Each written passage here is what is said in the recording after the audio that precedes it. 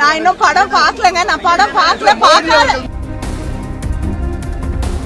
தேர்தலுக்கு தேர்தல் பொங்கல் நினைவு வரக்கூடியவர்களை பற்றி பேசி பயனில்லை.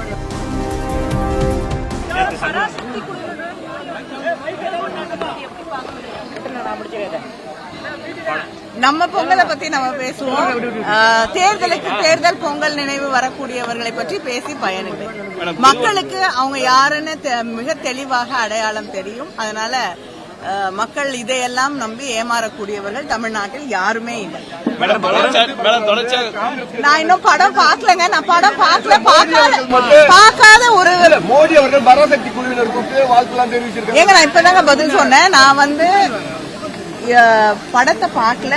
அதை தாண்டி தேர்தலுக்கு தேர்தல் தமிழர்களை பற்றி, தமிழ்நாட்டை பற்றி, தமிழ் மொழியை பற்றி அக்கறைப்படக்கூடியவர்கள், ஹிந்தியை கொண்டு வந்து தமிழ்நாட்டிலே திணிக்க வேண்டும் என்று நினைக்கக்கூடியவர்கள், தமிழ்நாட்டுக்கு தர வேண்டிய நிதியை தராதவர்கள் எல்லாம் திடீர்னு தேர்தல் வந்தோடனே தமிழர்களை பற்றி அவங்களுக்கு நினைவு வரும்பொழுது அவங்க யாருன்னு தமிழர்களுக்கு தெளிவாக தெரியும். அதனால அதை நம்பி தமிழ் மக்கள் ஏமாற தயாராக இல்லை.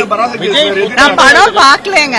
ஒரே நாடு ஒரே தேர்தல் தொடர்பா கருத்து கேட்கிறது சொல்லிட்டு மத்திய அரசு தமிழகத்திடம் கேட்டிருக்கா ஒரு தகவல் என்னங்க? ஒரே நாடு ஒரே தேர்தல் தமிழகத்துடைய கருத்து என்னவா இருக்கு? இல்லங்க, தெளிவாக முதலமைச்சர் அவர்களும் தமிழ்நாடு அரசும் தெளிவாக இதை நாங்கள் எதிர்க்கிறோம் என்பதை தெளிவாக எடுத்து சொல்லுவோம். தொடர்ச்சியா ஒரு 4 மாதமாகவே இந்த சினிமா அரசியல் அப்படியே போயிட்டு இருக்கு. என்ன காரணம்? சென்சார் போர்டுன்றது ஊடகத்துறையினர் அதை சினிமாவையும் அரசியலையும் கலக்க தொடங்கும் போதுதான் பிரச்சனை வருது. நீங்க தான் அதுக்கு தேவையில்லாம ஒரு முக்கியத்துவத்தை தந்து கொண்டு அரசியல் தலைவர்கள் தான் சினிமா பத்தி விமர்சிட்டே இருக்காங்க. இப்ப ராகுல் காந்தி விஜய் இல்ல முதலமைச்சர் அவர்களும் ஒரு படம் இப்ப முதல்ல எடுக்கப்பட்ட தலைவர் கலைஞர் அவர்களோட பராசக்தியே சென்சர்ல எந்த அளவுக்கு பாடுபடுத்தப்பட்டு அது வெளியிடப்பட்டது என்று நமக்கு எல்லாம் தெரியும்.